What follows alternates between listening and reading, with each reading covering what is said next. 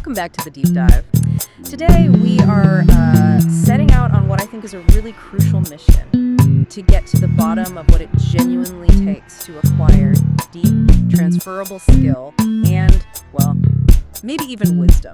It's a big topic, and for this one we've pulled a pretty wild stack of sources. We're talking everything from cognitive science meta-analyses to systems engineering principles and even ancient philosophy from Aristotle. It's an unusual mix for sure, but they all seem to point to this one central question, right? They do. The question that I think anyone trying to get better at their job or just learn something new cares about. What is the actual difference between just getting good at one very specific task and achieving a kind of flexible wisdom you can apply across your whole life? And I think our goal today is to show you why so many of the popular ideas about this, the shortcuts, are just fundamentally flawed. And what the more difficult, but I'd say guaranteed paths to real mastery actually look like. Okay, so let's dive right in. The first major roadblock we need to talk about is something called the transfer barrier.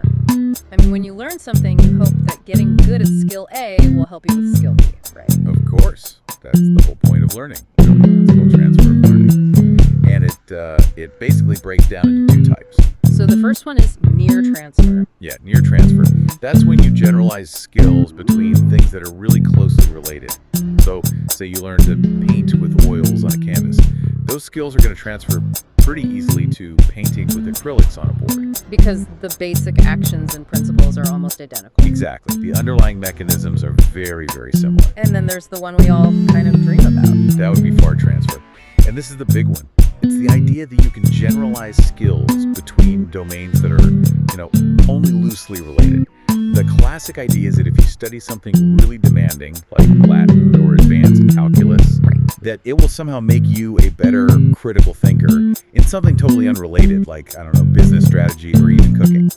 So what does the science say? What's the hard truth from the meta-analyses we looked at? Well, the unfortunate reality is that the evidence against far transfer is it's overwhelming. You see this pattern again and again. What's the pattern? People who are already good at cognitively demanding things, chess, music, coding, they definitely have higher cognitive abilities on average. But, and this is the key part, when you take average people and train them in those skills, they don't get a general brain boost. Not really. The training just doesn't reliably enhance any skill outside of the very specific thing they trained in. That's huge, because that idea, that promise, is the foundation of an entire industry. Oh, absolutely. Think about all those brain training apps like Lumosity. Their whole business model was basically built on the promise of far transfer. You play the games, you get smarter everywhere else. Right. And users do get better.